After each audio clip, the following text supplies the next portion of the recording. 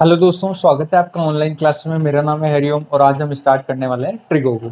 अच्छा, ट्रिगो में हम काफ़ी कुछ देख चुके हैं। इससे पहले हमने और चीज़ों की भी स्टडी की है इसके अंदर, जैसे कि जस्ट इससे पहले वाला हमारा टॉपिक था reduction of formula. Reduction formula इसकी स्टडी की हमने।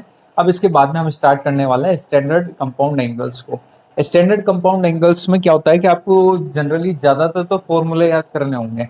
फॉर्मूले ट्रिगो में, ऑल ओवर ट्रिगो के अंदर सबसे ज्यादा आपको फॉर्मूला रटने की आदत डाल लो, क्योंकि वो फॉर्मूले ऐसे टिप्स पे होने चाहिए आपके कि आपको नींद में भी पूछ लेना कि हाँ सब इसका फॉर्मूला ये होता है। तो इस तरीके से आपको कम से कम फॉर्मूलों पे इतनी कमांड करनी होगी। बस उनको आप दो चार बार लिख लिख के याद कर लो, या जैसे भी आपकी आप पढ़ते हुए आए हो उनको उस तरीके से आप पढ़ सकते हो। अच्छा, तो स्टैंडर्ड कंपाउंड एंगल्स स्टार्ट होता है हमारा।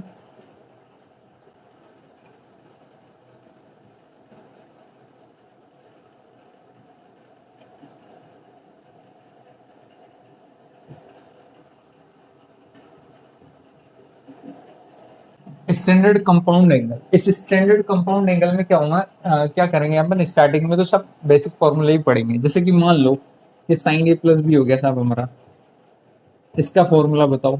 इसी तरीके से आपसे पूछा जाएगा जब साइन ए माइनस बी का फॉर्मूला बताओ, क्या होगा। तो साइन ए प्लस बी का जो फॉर्मूला आता है वो होता है हमारा साइन ए कोस बी, प्लस है तो प्लस कोस ए साइन बी।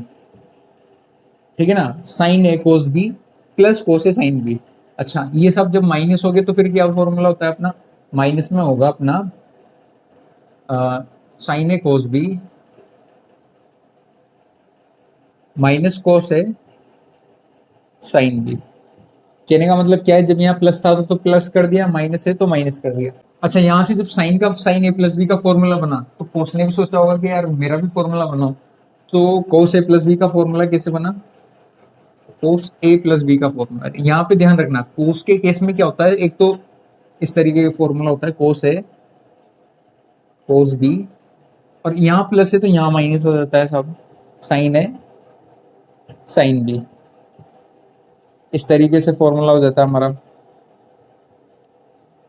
ठीक है, अब जब प्लस के लिए बनाया तो माइनस के लिए भी बनाओ, कोस ए माइनस बी का भी फॉर्मूला बनाओ। तो वो क्या बना हमारा कि कोस ए कोस बी, यहाँ पे माइनस है तो यहाँ पे कितना आ जाएगा प्लस साइन ए साइन बी। तो ये तो हुए हमारे साइन ए प्लस बी का फॉर्मूला, साइन ए माइनस बी का फॉर्मूला, कोस ए प्लस बी का फॉर्मूला, कोस ए माइनस बी का फॉर्मूला बन गया। अच्छा, इन सब फॉर्मूलों को देख के टेन के भी मन में आई यार मेरा भी फॉर्मूला बनाओ, टेन ए प्लस बी का फॉर्मूला क्या होगा। तो इस तरीके से टेन ए प्लस बी का फॉर्मूला भी बना।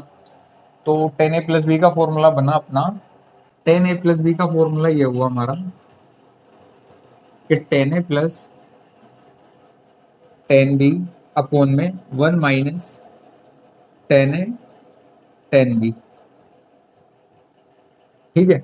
अच्छा, जब टेन ए प्लस बी का आया तो माइनस का भी बना होगा, तो टेन ए माइनस बी का फॉर्मूला ये आया। इसको कैसे फाइंड करा कि टेन ए माइनस में टेन बी अपॉन में, देखना यहाँ पे जब प्लस है तो यहाँ प्लस आएगा और नीचे माइनस आएगा। ये ध्यान रखना, यहाँ पे जब प्लस है तो यहाँ प्लस आएगा और नीचे जस्ट इसका अपोजिट यहाँ पे आएगा। यहाँ पे जब माइनस है तो मतलब यहाँ पे माइनस आएगा और इसका अपोजिट कहाँ पे आएगा, नीचे आएगा। जैसे कि मान लो वन प्लस टेन है टेन बी लिख। अब यहाँ से नोट करने वाली बात क्या है आपकी, नोट करने वाली बात ये होगी जैसे कि टेन ए प्लस बी है मेरा, टेन ए प्लस बी है, तो ये कैसे आया होगा साहब, इसको कैसे जनरेट किया होगा हमने। कि जैसे कि इसको मैं क्या लिख सकता हूँ, क्या मैं इसको ऐसा लिख दूं तो गलत होगा क्या, साइन ए प्लस बी कोस ए प्लस बी, कुछ ये टर्म लिख दे तो गलत हो गया क्या, नहीं होगा। अच्छा, इसका फॉर्मूला तो मैं ऑलरेडी जानता हूँ और इसका भी जानता हूँ। जब आप दोनों को रखोगे फॉर्मूलाज को, जैसे कि मान लो मैं एक ड्राइव करके बता देता हूँ, दूसरा आपको करना है। जैसे कि इसका साइन ए प्लस बी का फॉर्मूला क्या होता है मेरा, साइन ए कोस बी प्लस कोस ए साइन बी। कुछ ये फॉर्मूला हो गया। अच्छा, कोस ए प्लस बी का फॉर्मूला क्या होता है साहब हमारा, कोस ए कोस बी माइनस साइन ए साइन बी। अब यहां से फॉर्मूला कैसे आया देखना। सपोज करो कि मैं यहाँ पे मैं इन दोनों में से कॉमन टर्म को निकालने की कोशिश करता हूँ। कॉमन टर्म, या फिर यूं बोल सकते हो कि मैं cos ए cos b को कॉमन ले लूं, यहाँ नीचे से मैं cos ए cos b को कॉमन ले लूं, तो क्या बात बनेगी हमारी।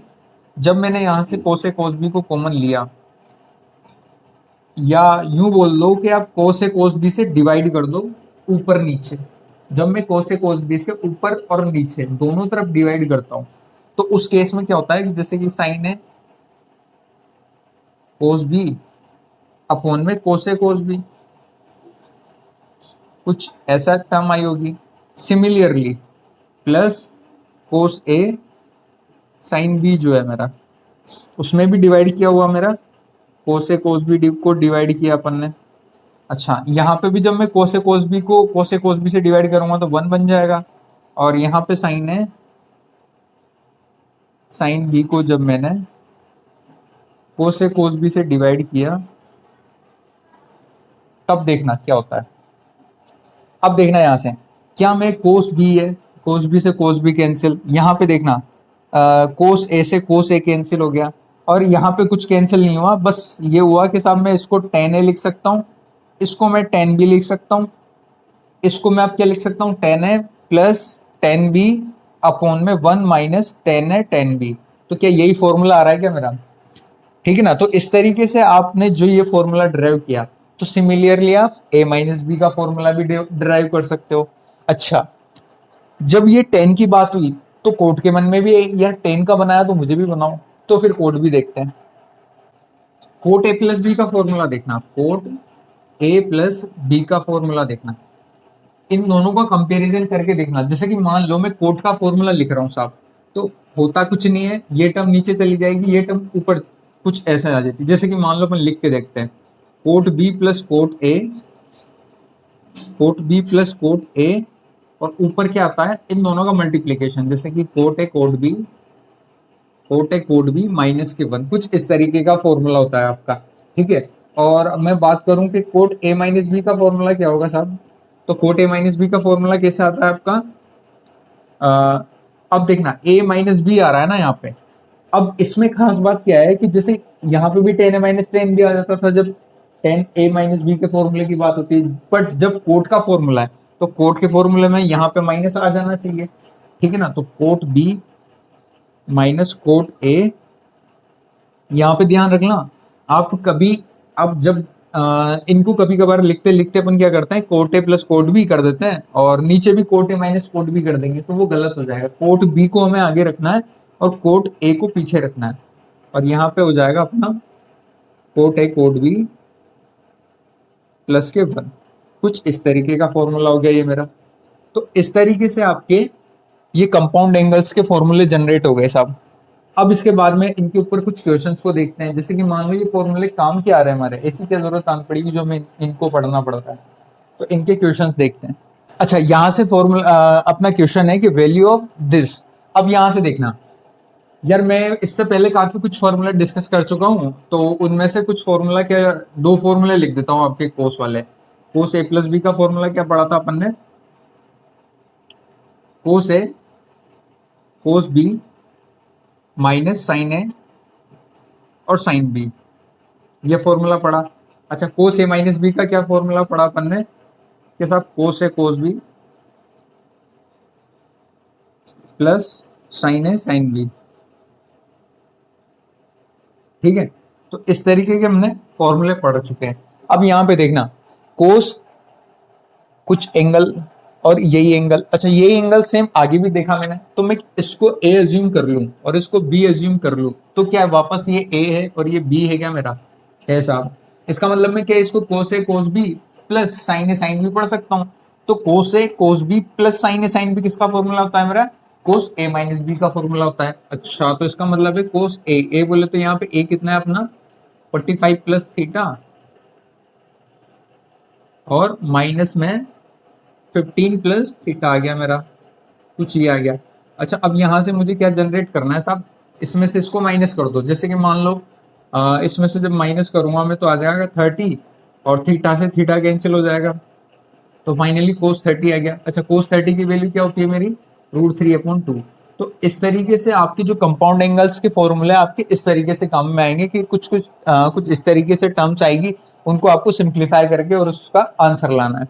जैसे कि मान लो यहाँ पे पूछा हुआ था आपको इसकी वैल्यू बतानी थी, ठीक है ना। अच्छा, ये आंसर हो गया। अब इसके बाद में नेक्स्ट क्वेश्चन देखते हैं। जैसे थोड़ा सा आपको मैं ये बता दूं कि आपको कई बार क्वेश्चंस में अपना थोड़ा बहुत जो प्रीवियस पढ़ा हुआ है ना, वो आपको थोड़ा बहुत याद रखना, मतलब थोड़ा बहुत अपने को कॉमन सेंस लगाना होगा। हाँ सब थोड़ा बहुत ये भी काम में ले सकते हैं अपन, थोड़ा बहुत ये भी काम में ले, तो इस तरीके से अपन को क्वेश्चंस को इजी करने की कोशिश करनी है, ठीक है ना। अच्छा, तो इस क्वेश्चन को पढ़ते हैं। देखना, sine alpha is equal to लिखा हुआ है 3/5 and cos beta is equal to 9/41 है, और अल्फा और बीटा जो है वो फर्स्ट क्वाड्रेंट में है। अच्छा ठीक है साहब, आपने तो बोल दिया फर्स्ट क्वाड्रेंट में है। मुझे साइन अल्फा की वैल्यू गिवन है, साइन अल्फा कितना गिवन है मुझे 3/5, और कोस बीटा है अपना 9/41। अच्छा, मुझे करना क्या है इसमें, साइन अल्फा माइनस बीटा की वैल्यू फाइंड करनी है, sine alpha minus beta find करना है। अच्छा, इसका मतलब मैं इसको ऐसे लिख देता हूँ पहले, ठीक है। तो इसको क्या होगा, इसका जो फॉर्मूला होगा वो क्या होता है मेरा, साइन है मतलब sine alpha cos beta minus cos beta और sine alpha. Similarly cos alpha minus beta को मैं लिखूं तो ये इसका फॉर्मूला क्या है साहब अपने पास में, कोस है कोस बी मतलब cos alpha cos beta plus में साइन अल्फा और साइन बीटा, कुछ इस तरीके की। तो साइन अल्फा माइनस बीटा का फॉर्मूला हो गया और cos अल्फा माइनस बीटा का फॉर्मूला हो गया। मुझे इन्हीं की वैल्यू फाइंड करनी। अब यहाँ पे देखना, साइन अल्फा मेरे पास में क्या मौजूद है क्या, हाँ है साहब, यहाँ पे लिखा हुआ है। अच्छा, कोस बीटा है क्या मेरे पास में, कोस बीटा भी है, और यहाँ पे थोड़ा कोस ए का मतलब हो गया अल्फा और साइन बीटा हो गया, इस तरीके से फॉर्मूला है, ठीक है ना। अच्छा, इसकी वैल्यू कोस अल्फा की वैल्यू है क्या मेरे पास में, नहीं, मेरे पास तो साइन अल्फा है, कोस अल्फा नहीं है। और यहाँ पे क्या मेरे पास में साइन बीटा है क्या, नहीं, कोस बीटा है मेरे पास में, साइन बीटा नहीं है। तो यहाँ से मुझे एक तो मुझे क्या फाइंड करना है, कोस अल्फा की वैल्यू फाइंड करनी है, और एक मुझे साइन बीटा की वैल्यू फाइंड करनी है। अच्छा, ये वैल्यूज आ जाएगी तो मेरा काम बन जाएगा साहब, मुझे अल्फा माइनस बीटा निकाल सकता हूँ मैं। अच्छा, यहाँ के लिए बात करते हैं। यहाँ पे मुझे कोस अल्फा, जब मुझे कोस अल्फा भी मिल जाएगा, मुझे क्या क्या फाइंड करना है सर, यहाँ पे एक तो मैं कोस अल्फा को फाइंड कर लूँ और एक मैं साइन बीटा को फाइंड कर लूँ, साइन बीटा, इन दोनों को फाइंड कर लूँ तो मुझे इसका कंप्लीट फॉर्मूला मिल जाएगा। देखना, यहाँ से मेरे को साइन बीट जब कोस अल्फा मिल जाएगा और कोस बीटा ऑलरेडी है मेरे पास में, और मतलब मेरी पूरी कहानी बन जाएगी एक तरीके से, मेरे दोनों काम बन जाएंगे यदि मैं इसको फाइंड कर लूँ तो। इसको कैसे फाइंड करते हैं देखना। अच्छा, ऑलरेडी मेरे पास में साइन है, आप चाहो तो इसको ऐसे भी कर सकते हो कि साहब येलो बाय ट्राइंगल भी कर सकते हैं हम फाइंड, और दोनों तरीके से मैं आपको समझा देता हूँ। जैसे कि मान लो साइन अल्फा गिवन है मेरे पास में, साइन अल्फा गिवन है, वो कितना है 3/5 लिखा हुआ है। अच्छा, साइन अल्फा क्या होता है, हमेशा परपेंडिकुलर, मतलब 3 परपेंडिकुलर हो गया और 5 अपना यहाँ आ गया, तो इसका मतलब ये जरूर 4 हुआ होगा, ये एक राइट एंगल ट्राइंगल। अच्छा, 4 हुआ है तो यहाँ से सीधा मैं कोस अल्फा फाइंड कर सकता हूँ। कोस अल्फा की वैल्यू क्या होगी अपनी, बेस अपॉन में हाइपोटेनियस, मतलब कि 4/5 हो गया, ये कोस अल्फा मिल गया। ये तो हुआ अपना बाई ट्राइंगल वाला मेथड। अब बाई ट्राइंगल मेथड का भी, जैसे कि इसका अल्टरनेट मेथड भी बता दूंगा मैं भी आपको, इसको एक और बार रिपीट करवा देता हूँ। परपेंडिकुलर लिखा मैंने, हाइपोटेनियस आया, और यहाँ से मैंने क्या किया, by Pythagoras theorem, by Pythagoras theorem, और इसको फाइंड कर लिया। अच्छा, ये फाइंड करने के बाद में क्या करेगा, फिर वहां से मैंने कोस अल्फा को फाइंड कर लिया। Cos alpha is equal to क्या होता है मेरा, बेस अपॉन में हाइपोटेनियस, तो बेस था मेरा 4 और हाइपोटेनियस हो गया 5। अब देखते हैं इसका अल्टरनेट मेथड। अल्टरनेट मेथड क्या बोलता है साहब, जैसे कि मान लो मुझे एक आइडेंटिटी पता है कि sine square theta plus cos square theta is equal to क्या होता है मेरा 1 होता है। यहां से मैं इसको अब क्या करते हैं, हम थीटा की जगह पे अल्फा ले लेते हैं दोनों जगह। तो अल्फा लेने से क्या बेनिफिट हुआ हमारा कि कोस स्क्वायर अल्फा मुझे फाइंड करना है, तो क्या मैं 1 स्क्वायर साइन स्क्वायर अल्फा लिख सकता हूँ इसको मैं। अच्छा, 1 माइनस साइन स्क्वायर अल्फा, मतलब साइन अल्फा की तो वैल्यू पता है ना मुझे, मतलब 3/5 का स्क्वायर कर दूं तो क्या गलत होगा क्या, नहीं होगा। अब इसको सोल्व करते हैं। जैसे कि मान लो 5 का स्क्वायर इधर जाएगा तो 25, 9 का स्क्वायर है तो 9/25, इसको सोल्व किया तो मैंने आ गया मेरा लगभग प्लस माइनस के 4/5, ये आ गया मेरा कोस स्क्वायर अल्फा। अब कोस स्क्वायर अल्फा तो आ गया साहब, कोस स्क्वायर अल्फा तो आ गया मेरा प्लस माइनस के 4/5। अच्छा ये रूट अंडर रूट कर दो इसको, और यहाँ से मैंने स्क्वायर हटा दिया, तो ये फाइनली जो हुआ सॉल्यूशन ये आ गया मेरे पास में, इसका स्क्वायर हट चुका है। तो कोस अल्फा की दो वैल्यूज मिल गई मुझे, प्लस और माइनस में 4/5। अब देखना, अब बात क्या करी थी इन्होंने, alpha beta belongs to first quadrant. अब ये जो इन्होंने दिया था ना, अब इसको यूज में लेने का टाइम आ गया अपना। ये क्या बोलते हैं साहब, अल्फा और बीटा जो है फर्स्ट क्वाड्रेंट में। अच्छा फर्स्ट क्वाड्रेंट में है, फर्स्ट क्वाड्रेंट में तो ऑल पॉजिटिव होते हैं, ऑल पॉजिटिव का मतलब कोस अल्फा भी पॉजिटिव ही होगा। तो क्या मैं यहाँ से नेगेटिव वाली वैल्यू को ऑप्ट करूँ क्या? नहीं करूंगा, मैं सिर्फ क्या रखूंगा, cos alpha is equal to मैं 4/5 रखता हूँ साहब। तभी जाकर मेरा काम बनेगा कि कोस अल्फा पॉजिटिव लिया मैंने, फर्स्ट क्वाड्रेंट में कोस अल्फा क्या होता है, पॉजिटिव होता है, इसलिए मैंने यहाँ पे प्लस कर लिया है। तो यहाँ से मैं 4/5 लिख सकता हूँ, यहाँ से भी तो मेरा 4/5 ही आ रहा था। तो दोनों मेथड आपको जो भी सिंपल या इजी जो भी लग रहा हो, आप उसको यूज में ले सकते हो। बस यहाँ पे थोड़ा साइन का ध्यान रखना कि जैसे कि जिस तरीके से क्वाड्रेंट बोले गए उसी तरीके से यूज में लो। मैग्नीट्यूड को तो इजीली फाइंड किया जा सकता है, बट उसके बाद में बारी आती है साइन की। तो आपको प्लस लेना है, प्लस लगाना है या फिर माइनस, तो वो डिपेंड करता है आपके क्वाड्रेंट्स पे, किस तरीके का क्वाड्रेंट दिया हुआ है उसी तरीके से मुझे यहाँ साइन यूज में लेना है। तो एक तरीके से कोस अल्फा किस तरीके से फाइंड किया। सिमिलरली जब मुझे कोस अल्फा के लिए मेथड पता लगा, तो मैं यहाँ से क्या और क्या फाइंड करना है मुझे साहब, साइन बीटा भी फाइंड करना है। तो मैं सिमिलरली साइन बीटा भी फाइंड कर सकता हूँ। जैसे कि देखते हैं, कोस अल्फा की वैल्यू क्या आ गई अपने पास में, 4/5 प्लस के। अच्छा साइन बीटा के लिए बात करते हैं। साइन बीटा ऑलरेडी मुझे कोस बीटा गिवन है, क्या गिवन है मुझे, 9/41 गिवन है।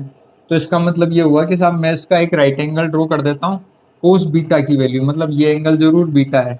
यहाँ पे ये ट्राइंगल में एंगल कौन सा था, ये अल्फा था, तो ये और यहाँ से एंगल कितना है, ये बीटा है। अच्छा कोस अल्फा बीटा जो है वो क्या बोलता है कि बेस अपॉन में हाइपोटेनियस, ठीक है ना। अच्छा बेस बोले तो 9 नीचे आ गया, और हाइपोटेनियस आ गया मेरा 41। तो इसका मतलब इनका जो अंडर रूट ओवर 41 का स्क्वायर माइनस का 9 का स्क्वायर जो भी आया होगा, वही इक्वल टू क्या हुआ होगा, मेरा परपेंडिकुलर आ गया। अच्छा इसको सोल्व करते हैं यहाँ से, यहाँ से सोल्व करने पे क्या मिलता है मुझे, ये आ जाएगा मेरा 1681, और ये आ गया मेरा 81। जब इसमें से माइनस करोगे तो अंडर रूट ओवर 1600 आ गया, इसका मतलब इसका आ गया 40। फाइनल जो आंसर हुआ ये 40 आ गया मेरा। तो इस कहने का मतलब ये हुआ कि ये साइड जो है मेरी वो कितनी आ गई, 40 आ गई साहब। अच्छा ये आने के बाद में मुझे फाइंड क्या करना है, अब यहाँ से साइन बीटा की वैल्यू फाइंड करनी है।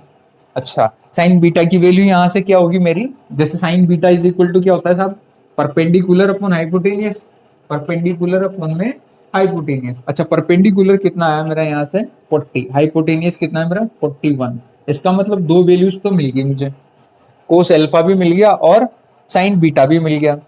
और ऑलरेडी मेरे पास में कोस बीटा है, अब साइन बीटा भी है, और कोस अल्फा है तो साइन अल्फा भी है। जब ये वैल्यूज मिल गई तो इन वैल्यूज को आप यहाँ पे ले जाके पुट कर दो और आंसर मिल जाएगा आपको। देखते हैं, जैसे कि मान लो थोड़ा सा एक क्वेश्चन और ये सोल्व कर देता हूँ मैं, साइन अल्फा माइनस बीटा वाला सोल्व कर लेते हैं, बाकी आप कर लीजिए। जैसे कि देखना, अब यहाँ से मेरे पास में क्या हुआ, मैं इसमें वैल्यू पुट कर देता हूँ। साइन अल्फा की वैल्यू कितनी दी गिवन है मुझे, 3/5 आ गई साहब। कोस बीटा की वैल्यू कितनी आई अपने पास में, कोस बीटा की वैल्यू 9/41 गिवन है मुझे, 9/41 आ गया, माइनस कोस अल्फा की वैल्यू कितनी आई मेरे पास में 4/5। साइन बीटा की वैल्यू कितनी आई मेरे पास में 40/41। अब यहाँ से देखना, साइन अल्फा माइनस बीटा की वैल्यू जो होगी वो 5/41 एलसीएम में ले लिया मैंने, ऊपर आया मेरा 27 माइनस इधर आएगा मेरा 160। ठीक है, इसको सॉल्व करके जो भी आंसर आएगा आपका साइन अल्फा माइनस बीटा हो जाएगा। और सिमिलरली आपको कोस अल्फा माइनस बीटा का फॉर्मूला लगाना है और उसको ओपन करके उसमें वैल्यूज को पुट कर दीजिए। तो इस तरीके से आप इनके आंसर्स को फाइंड कर सकते हो। अच्छा नेक्स्ट क्वेश्चन पे आते हैं इसके बाद में। उसके बाद में आपका नेक्स्ट क्वेश्चन है, यहाँ पे नेक्स्ट क्वेश्चन क्या बोलता है, साइन बी माइनस सी अपॉन में कोस बी कोस सी, कुछ इस तरीके के क्वेश्चन गिवन है आपको। अच्छा यहाँ पे देखना, सबसे पहले हम अपन क्या करते हैं, इस टर्म को उठाते हैं साथ, इसकी वैल्यू बतानी है आपको। यहाँ से वैल्यू बताने के लिए पहले मैंने इसको स्टार्टिंग में इस टर्म को उठाया। ये टर्म क्या बोलती है सब मेरी, कि साइन बी माइनस सी है। अच्छा साइन बी माइनस सी का तो फॉर्मूला मैं जानता हूँ यार, क्या फॉर्मूला होता है इसका, साइन बी बी कोस ए। अपोन में कोस बी और कोस सी करके कुछ ऐसे लिखा हुआ है। मैं एक टर्म को ले लेते हैं अपन, इसको सॉल्व कर लेंगे, फिर उसके बाद में इनके आंसर देखना किस तरीके से बनाते हैं अपन। जब मैं ये डिवाइड इसके नीचे लगेगा तो कोसी से कोसी कैंसिल हो जाएगा, तो यहाँ पे कितना आएगा मेरा 10b माइनस, ये डिवाइड जब इसके नीचे आएगा तो कोस बी से कोस बी कैंसिल, तो यहाँ से कितना आ जाएगा मेरा 10c। इसका मतलब ये था कि साइन b माइनस सी लिखा हुआ था, अपॉन में b और c लिखा, तो जब मैंने इनको ओपन करके और सॉल्व किया तो 10b माइनस 10c आया। अच्छा 10b माइनस 10c, इसका मतलब तो साहब मैं यूं बोल सकता हूँ कि जो आगे वाला होगा आपका, इसका जो सॉल्यूशन आएगा ना वो कितना आएगा 10c माइनस 10 आएगा। और जब आप इसको सोल्व करोगे सिमिलरली तो यहाँ पे इसका जो सॉल्यूशन आएगा वो कितना आएगा मेरा 10a माइनस 10b आएगा। अच्छा इन तीनों को जब मैं ऐड कर दूं, ऐड करने पर यहाँ पे देखना 10b माइनस का है और यहाँ 10b प्लस का है, तो 10b से 10b कैंसिल, 10a जो है पॉजिटिव है और 10a नेगेटिव है, तो 10a से 10a कैंसिल और 10c से 10c कैंसिल, तो फाइनल इनका जो सम आया वो कितना आया मेरा 0, और यही आपका आंसर। तो इस तरीके से क्वेश्चन स्टार्ट होते हैं आपके। ये तो स्टार्टिंग में क्या है, थोड़ा सा आप ट्रैक पर आने लग जाओ तो उस तरीके से अपन क्वेश्चन को उठाते हुए चलेंगे। यहाँ से अब इस लेवल तक के क्वेश्चन, उसके बाद में उस लेवल तक के क्वेश्चन। उसके बाद में हमारा नेक्स्ट क्वेश्चन आता है कि tan square two theta minus tan square theta अपन में 1 minus tan square two theta और टेन स्क्वायर थीटा है। अच्छा यहाँ से मुझे ये देखकर क्या समझ में आ रहा है कि साहब मैं इसको क्या मैं A square minus B square का फॉर्मूला मान लूँ, तो ये क्या ए plus B A minus B का फॉर्मूला बन रहा है क्या मेरा, बन रहा है। तो इसका मतलब इसको अपन ऐसे लिख दे तो क्या गलत हो गया क्या, जैसे कि टेन टू थीटा माइनस के टेन थीटा, और एक बार प्लस के साथ में लिख दो इसको tan two theta plus tan theta upon में इसको भी 1 प्लस टेन टू थीटा और टेन थीटा लिखा मैंने, और इसको क्या लिखा 1 माइनस का टेन टू थीटा और टेन थीटा। तो यहाँ पे भी मैंने a माइनस बी और a प्लस बी बनाया, और इसको भी मैंने a plus B A minus B बना दिया, ठीक है ना। अच्छा अब इस फॉर्मूला लगाने के बाद में इस पूरी टर्म को एक साथ देखूं मैं, तो क्या मुझे tan A minus tan B upon 1 plus tan A tan B formula बन रहा है। अच्छा इसका मतलब है कि मैं इसको किसका फॉर्मूला, ये टेन ए माइनस बी का, टेन ए माइनस बी का मतलब टेन टू थीटा माइनस का tan two theta minus theta का फॉर्मूला बन रहा है ये। ठीक इसी तरीके से क्या ये ए प्लस बी का फॉर्मूला बन रहा है क्या टेन ए प्लस बी का, जैसे कि tan A plus tan B upon 1 minus tan A tan B. तो इसको मैं क्या लिख सकता हूँ कि टेन ए प्लस में बी मतलब टेन थ्री थीटा और मल्टीप्लाई में आ रहा है मेरा टेन थीटा। तो इस तरीके से मैंने क्या किया, इसको मैं इजीली सॉल्व कर सकता हूँ, इसकी वैल्यू इस तरीके से मैं फाइंड कर सकता हूँ। यहाँ से मैं A square minus B square का फॉर्मूला लगा के। इसके बाद मैं नेक्स्ट क्वेश्चन पे आओ, टेन एट थीटा माइनस का tan six theta minus tan two theta is equal to, में आपको प्रूव करना है यहाँ पे आपका prove that tan eight theta tan six theta और टेन टू थीटा, आपको ये प्रूव करना है साहब। इसके अंदर इसको कैसे प्रूव करेंगे कि जब भी आपके जो एंगल्स हैं, जैसे कि सिक्स थीटा लिखा हुआ है ये, और ये लिखा हुआ है मेरा टू थीटा, तो ये सिक्स थीटा और टू थीटा दोनों मिला के एट थीटा बनाते हैं। इसका मतलब मैं इसको क्या लिख सकता हूँ कि टेन एट थीटा को मैं इस तरीके से तोड़ दूं कि ये ए प्लस बी की तरह काम करे, जैसे कि सिक्स थीटा प्लस का टू थीटा।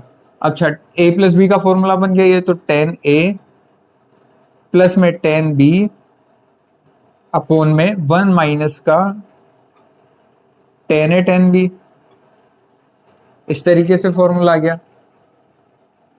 अब देखना यहां से मैं इसको जब क्रॉस मल्टीप्लाई करता हूं तो क्रॉस मल्टीप्लाई करने पर क्या आता है, मुझे टेन एट थीटा आ जाएगा माइनस में टेन एट थीटा इंटू में टेन सिक्स थीटा, ये इससे मल्टीप्लाई हुआ तो टेन सिक्स थीटा और tan two theta is equal to में आएगा, इज इक्वल टू में क्या आएगा ये वाला ब्रैकेट, मतलब टेन सिक्स थीटा प्लस में टेन टू थीटा, ये आ गया मेरा। अब यहां से इसको आगे सॉल्व करते हैं। देखना यहां से इसको आगे कैसे सॉल्व करते हैं, यहाँ पे मुझे प्रूव क्या करना है साहब, ये इज इक्वल टू माइनस का ये और माइनस ये। अच्छा मुझे इस टर्म को देखो और इस टर्म को कुछ देखो, आप कुछ ये तीनों मल्टीप्लाई में है और ये प्लस के अंदर, इसको मैं उठा के उधर ले जाऊं और इसको उठा के इधर ले आऊं, तो कुछ इस जैसा बन जाएगा कि जैसे कि मान लो tan 8 थीटा है मेरा, मैंने क्या किया, इस पॉजिटिव वाली टर्म को जैसे मैं उठा के उधर लेके गया, तो एक तरीके से उठा के जब इसके अंदर माइनस से मल्टीप्लाई हो रहे होंगे ये, तो tan 6 theta minus tan 2 theta लिख सकता हूँ। और इस वाली टर्म को उठा के उधर लेके जाए अपन, तो क्या ये ऐसे बन सकता है क्या, tan 8 थीटा tan 6 थीटा और tan 2 थीटा। तो हमारा ये हेंस प्रूव्ड हो गया साहब।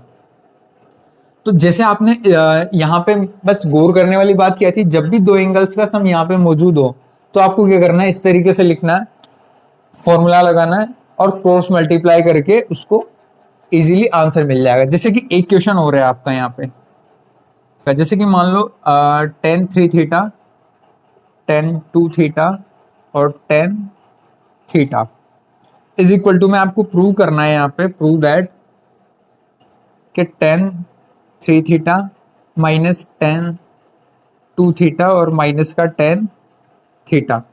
कहने का मतलब क्या है, आपको ये इज इक्वल टू ये प्रूव करना है और ये आपका हो गया होमवर्क। इस क्वेश्चन को आपको सेल्फ करना है, करना कुछ भी नहीं है साहब, इस तरीके से आपको तोड़ना है, क्रॉस मल्टीप्लाई करना है और आपको ये चीज मिल जाएगी। ठीक है, नेक्स्ट क्वेश्चन पे आते हैं। उसके बाद में आपका नेक्स्ट क्वेश्चन है कि tan 15 degree plus tan 30 degree plus tan 15 और tan 30 is equal to 1 prove करना है हमें। अब देखना, यहां से मुझे 1 इक्वल टू 1 प्रूव करना है, प्रूव दैट आपका। ठीक है, अच्छा अब यहाँ पे ये देखना आप कि यार ये दो एंगल्स का सम कितना होता है मेरा 45, और 45 tan 45 किसके इक्वल होता है, 1 के इक्वल होता है। तो मतलब कुछ बात बन सकती है मेरी। तो मैं क्या करता हूँ, सबसे पहले tan 45 को ही लेके चलता हूँ। tan 45 को कैसे लिख सकते हैं अपन, जैसे कि tan 30 प्लस 15 लिख दूं तो क्या गलत होगा, क्या नहीं होगा। यहां से मैं a प्लस बी का फॉर्मूला लगाता हूँ साहब इसमें, जैसे कि tan 30 प्लस का tan 15 अपॉन में 1 माइनस का tan 30 और tan 15 लिख सकता हूं मैं इसको। यहां से इधर आ गया मेरा tan 45 की वैल्यू कितनी हो जाती है अपनी, 1 के इक्वल हो जाता है।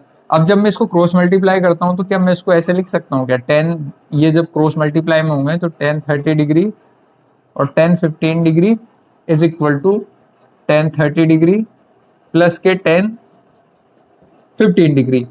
अच्छा, इतना लिखने के बाद में एक चीज देखना आप कि tan 30 डिग्री tan 15 डिग्री है मेरे पास में, मैं इसको उचका के इधर ले आऊं तो कंप्लीट क्या पूरी ऊपर जैसा बन जाएगा क्या, जैसे कि tan 30 degree plus tan 15 degree और प्लस tan 30 डिग्री और tan 15 डिग्री। अच्छा, उधर क्या बच गया अपना 1, तो यही तो मुझे प्रूव करना था, ये हो गया मेरा हेंस प्रूव। तो इस तरीके के आपके छोटे छोटे क्वेश्चंस आपको देखने को मिलेंगे यहाँ पे इससे रिलेटेड। और सिमिलरली ये क्वेश्चन है आपका, यहाँ पे भी इन दोनों एंगल्स का सम कितना है मेरा 45 है, तो इस तरीके से मैं 45 को लेके चल के और इसको प्रूव कर सकता हूँ। तो इसी के साथ में इसी पे बेस्ड आपका होमवर्क हो गया। नेक्स्ट क्वेश्चन पे आते हैं। उसके बाद में नेक्स्ट क्वेश्चन है आपका कि cos 10 degree plus sine 10 degree upon में cos 10 माइनस में sine 10 is equal to tan 55 degree. ठीक है, अच्छा ये क्वेश्चन क्या बोलता है, ये थोड़ा सा अलग क्वेश्चन है और इंटरेस्टिंग क्वेश्चन है। इसमें बस मेन बात गौर करने वाली बात क्या है कि साहब मेरे को कोस और साइन में दिया हुआ है, बनाना क्या है मुझे 10 में चाहिए। अच्छा, ये भी आपका है, प्रूव दैट, हमें ये चीज प्रूव करनी है। अब यहां से देखना, मैं साइन और कोस को 10 कैसे बनाता हूं। देखना, साइन में अपॉन में कोस ला दूं, मैं कोस 10 ला दूं तो इसका मतलब ये 10 बन जाएगा। तो मैं क्या करता हूँ, कोस 10 ऊपर से भी कॉमन ले लेता हूँ और नीचे से भी कॉमन ले लेता हूँ। जब मैं इधर से कॉमन लेता हूँ तो 1 प्लस, क्या मैं इसको tan डिग्री लिख दूं तो गलत होगा क्या, क्योंकि साइन अपॉन में जब कोस आएगा तो वो 10 बन चुका होगा। कोस 10 को मैंने कॉमन ले लिया, यहाँ से कॉमन लिया तो ये अपॉन में चला गया। ठीक है, नीचे भी मैंने क्या किया, कोस 10 को मैं कॉमन ले लेता हूँ साहब। यहाँ पे भी कितना बच गया 1 और माइनस, जब ये इसके नीचे गया होगा तो ये tan डिग्री बन गया होगा। तो कुछ इस तरीके से आ गया, यहाँ से ये कैंसिल हो गया। कैंसिल होने के बाद में देखना, इस 1 को क्या मैं tan 45 डिग्री लिख दूं तो ये क्या गलत हो जाएगा क्या, tan 45 और tan डिग्री अपॉन में 1 माइनस, अब यहाँ पे तो 45 को कैसे एंट्री लूँ, एंट्री कैसे देंगे अपन tan 45 को, क्या मैं इसको 1 इंटू tan डिग्री लिख सकता हूँ क्या, 1 इंटू tan डिग्री लिख दूँ तो क्या गलत होगा क्या, नहीं होगा। अच्छा, इस 1 को भी तो अपन लिख सकते हैं ना, जब 1 को लिख ही रहे हैं तो साहब यही लिख दो ना, आप tan 45 डिग्री लिख देते ना। अच्छा, इसका मतलब ये कंप्लीट एक टर्म मिल गई हमें। अब यहां से देखना इसको कैसे सॉल्व करते हैं। क्या ये 10a प्लस 10b का फॉर्मूला बन गया क्या? 10a plus 10b upon 1 minus में 10a 10b फॉर्मूला बनता है। फॉर्मूला बन रहा है तो इसका मतलब मैं क्या इसको ऐसा लिख दूं तो क्या गलत हो गया क्या? ऐसा भी लिख सकते हैं 45 प्लस 10 डिग्री। अच्छा अब इसको 1055 के, तो ये यहां से मैं लेकर क्या चला LHS और इज इक्वल टू RHS आया कि नहीं आया? आ गया। तो इसका मतलब है ये क्वेश्चन हो गया मेरा हैंस प्रूव्ड और आपका आंसर आ गया। तो इस तरीके से आपको इसमें खास बात क्या थी साहब कि हमें साइन और कोस में टर्म दी हुई है और 10 में किस तरीके से हम इसको कन्वर्ट करते हैं, बस गौर करने वाली बात आपकी यही होगी। तो इस तरीके से आप सोल्व कर सकते हो। इसके बाद में मैं 2 नोट को डिस्कस करेंगे, वो नोट भी आपके काफी इंटरेस्टिंग होंगे और काम में आएंगे। नोट की बात आती है, नोट जैसे कि मान लो जब 2 एंगल्स का सम आपका π/2 के इक्वल हो रहा हो, 2 एंगल्स का सम जब भी π/2 के इक्वल हो रहा हो, देन आप क्या बोल सकते हो कि 10a और 10b का जो मल्टीप्लीकेशन होगा ना वो किसके इक्वल होगा? 1 के इक्वल होगा। तो पहले हम इस नोट को प्रूव कर देते हैं साहब। ये कैसे होगा? मैंने क्या किया कि मैं इसको लेते हुए चलता हूँ। इसको मैंने क्या किया, बोथ साइड जब 10 लेता हूँ मैं तो 10a प्लस b लिखता हूँ इसको मैं, और इधर 10 π/2 आ गया मेरा। 10 π/2 की वैल्यू कितनी हो जाती है? इनफाइनाइट। इनफाइनाइट का क्या मतलब होता है? 1/0 लिख सकता हूँ। तो गलत होगा क्या? नहीं होगा। अच्छा 10a प्लस b को देखते हैं। 10a प्लस b को कुछ मैं ऐसे तोड़ देता हूँ, 10a प्लस 10b अपोन में 1 माइनस में 10a और 10b, तो इतना लिख दे तो गलत होगा क्या? नहीं होगा। अब देखना ये टर्म जब इससे क्रॉस मल्टीप्लाई होगी तो ये 0 बन जाएगी, 0 आ गई साहब। और ये टर्म जब इससे क्रॉस मल्टीप्लाई होगी तो कुछ इस तरीके से आ जाएगी 10a और 10b। अच्छा इसको सोल्व करेंगे तो यहां से मैं सोल्व करके क्या लिख सकता हूँ साहब? 10a और 10b का जो मल्टीप्लीकेशन है ना वो किसके इक्वल हो रहा है मेरा? 1 के इक्वल हो रहा है। और यही तो हमें प्रूव करना था। तो यहां से ये टर्म तो प्रूव होगी। और आपको सीधा याद भी रखना है कि जब भी 2 एंगल्स का सम 90 डिग्री हो रहा हो तो उनका जो मल्टीप्लीकेशन है 10 के साथ में वो कितना हो रहा होगा? 1 के इक्वल आ रहा होगा। अब उसके बाद में आते हैं अपन नोट 2 के पे। नोट 2 में क्या होगा कि जब 2 एंगल्स का सम π/4 के इक्वल हो रहा हो तो उस केस में आपका क्या होगा कि 1 प्लस 10a और 1 प्लस 10b जो है ना वो किसके इक्वल हो रहा होगा? 2 के इक्वल। तो ये कैसे आया होगा इसको भी देख लेते हैं कि जैसे कि 2 एंगल्स का सम जब π/4 के इक्वल हो रहा हो तो इसको कैसे मिली, ये चीज कैसे मिली हमें? तो इसको लेते हुए चलते हैं साहब हम। इसको लेते हुए क्या करता हूँ मैं, पहले 10 ले लेता हूँ दोनों साइड में, 10a प्लस b और 10 π/4। इसकी वैल्यू हो गई मेरी 1 और इसको सेम ऐसा का ऐसा लिख देंगे हम। इसका फॉर्मूला लगा दिया मैंने यहाँ पे। वही बात आती है क्रॉस मल्टीप्लाई करो, क्रॉस मल्टी जिसके किसी के अपॉन में हमेशा सभी के कितना होता है? 1 होता है। जब अपन क्रॉस मल्टीप्लाई कर देते हैं, क्रॉस मल्टीप्लाई करें तो क्या मिल जाएगा मुझे? कुछ ये टर्म मिल गई। अच्छा अब यहां से देखना 10a plus 10b is equal to में 1 माइनस 10a 10b आ गया। अब मुझे प्रूव क्या करना है साहब? ये करना है। इसको मैं उठा के उधर ले जाऊं तो कोई गलत होगा क्या? नहीं होगा। तो 10a प्लस में 10b plus 10a 10b equals to में 1 आ गया मेरा। अब यहां से देखना आप, इसमें और इसमें 10a कॉमन ले लूं तो कोई गलत है क्या? नहीं है। तो 10a को मैंने कॉमन ले लिया, अंदर कितना बचा? 1 प्लस 10b आ गया और 10b यहाँ पे भी चल रहा है अपना, इज इक्वल टू में 1। अब इसको आगे सॉल्व करते हैं। यहां से इसको आगे सॉल्व करूं तो मुझे क्या मिल चुका है? यहां से 10a तक तो मैं पहुंच चुका हूं, 1 प्लस 10b भी मिल चुका है मुझे। बाहर लिखा हुआ मेरा 10b इज इक्वल टू में 1 गिवन है मुझे। अब देखना मुझे 1 प्लस 10b ऑलरेडी मिला हुआ है। अब इधर से भी मुझे 1 प्लस 10b मिल जाए तो मेरा काम और भी आसान हो जाएगा। कैसे? जैसे ही मुझे 1 प्लस 1 दो बोथ साइड ही कर देता हूँ मैं, तो उससे क्या बेनिफिट हुआ साहब हमारा? अच्छा 1 प्लस 10b यहाँ पे भी जनरेट हो गया। अच्छा 1 प्लस 10b तो यहाँ पे भी है यार, तो मैं इसको कॉमन भी ले सकता हूँ। तो 1 प्लस 10b और ये जो बाहर में 1 इंतजार कर रहा होगा इसका, तो 10a प्लस का 1 इज इक्वल टू में 2 आ गया मेरा। तो क्या ये इसके इक्वल हो गया क्या, ये और ये टर्म इक्वल होगी क्या, 1+10 है, 1+10 है, 1+10 भी, 1+10 भी मिल गया, इज इक्वल टू में 2 आ गया। तो यहाँ से ये भी प्रूव हो गया मेरा। तो कहने का मतलब ये है कि जब भी दो एंगल्स का सम 90 डिग्री हो रहा होगा तो आप 10a इंटू 10b को 1 के इक्वल रखोगे, और जब दो एंगल्स का सम π/4 के इक्वल हो रहा होगा तो उस केस में 1+10a और 1+10b इक्वल टू 2 होगा। अच्छा, उसके बाद में क्वेश्चंस लेते हैं। क्वेश्चंस में क्या होता है, जैसे कि मान लो 10 1 डिग्री लिखा हुआ है और 10 89 है, क्या इन दोनों का सम क्या 90 डिग्री हो जाता है क्या? 90 डिग्री हो जाएगा, मतलब इन दोनों का जो मल्टीप्लीकेशन है वो किसके इक्वल आ रहा है, 1 के इक्वल आ रहा है। सिमिलरली 10 2 को और 10 88 को देखो, इन दोनों का सम भी 90 डिग्री के इक्वल आता है। इसका मतलब मैंने क्या बोला था कि जब भी दो एंगल्स का सम 90 डिग्री हो रहा हो, अपना π/2 हो रहा हो, तो क्या होता है कि 10a इंटू में 10b की वैल्यू किसके इक्वल होती है, 1 के इक्वल हो जाती है। तो यहाँ से इन दोनों का मल्टीप्लीकेशन 1 के इक्वल, इन दोनों का मल्टीप्लीकेशन 1 के इक्वल, इसी तरीके से इसका भी मल्टीप्लीकेशन 1 के इक्वल। अब देखना यहाँ से यहाँ तक टोटल लेके कितने टर्म है, 89। यदि मैं इनकी पेयरिंग करना स्टार्ट करूं तो क्या होगा, 88 तक तो क्या होगा, सब पेयर कंप्लीट बन जाएंगे, बट इसमें से एक जरूर बच रहा होगा, और वो एक कहीं बीच में ही बच रहा होगा। बीच में कैसे बच रहा होगा, जैसे कि मान लो जैसे कि 5 नंबर है मेरे पास में, 1 2 3 4 5, इनकी पेयरिंग करना स्टार्ट करूं तो इसके इसके साथ हो गई, इसके इसके साथ होगी, और एक बीच में नंबर आ गया।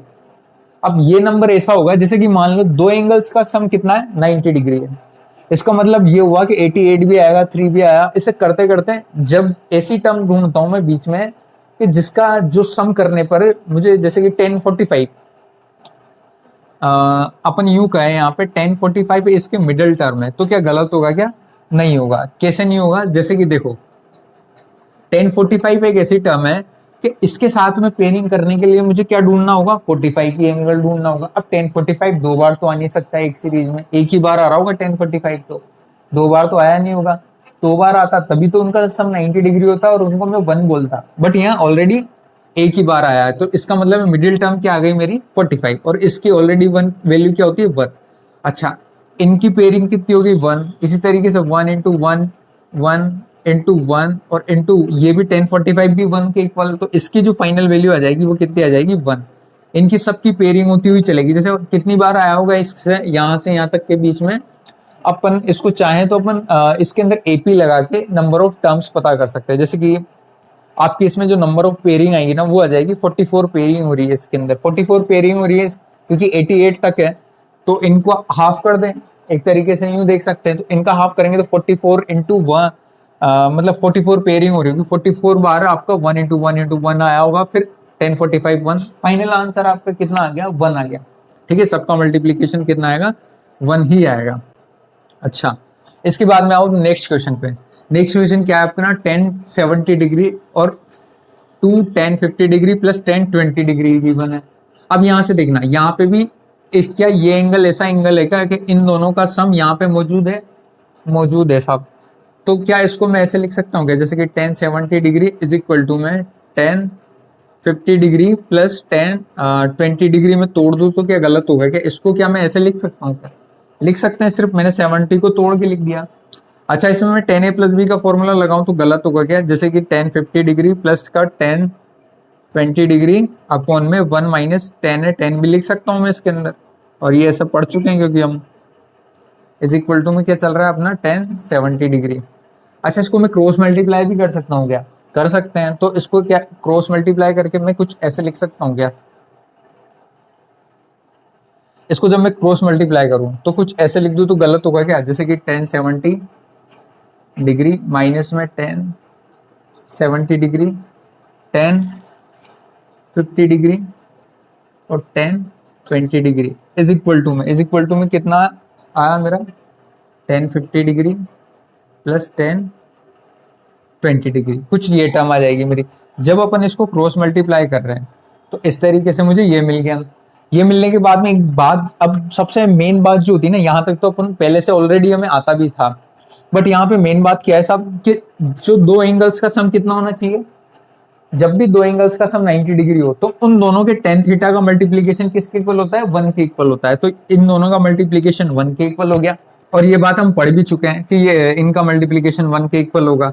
तो इसको मैं ऐसे लिख दूं तो क्या गलत होगा क्या, 10 70 डिग्री माइनस में टेन 50 डिग्री इंटू में 1 इज इक्वल टू कितना आ रहा है अपना टेन 50 डिग्री और प्लस में टेन 20 डिग्री।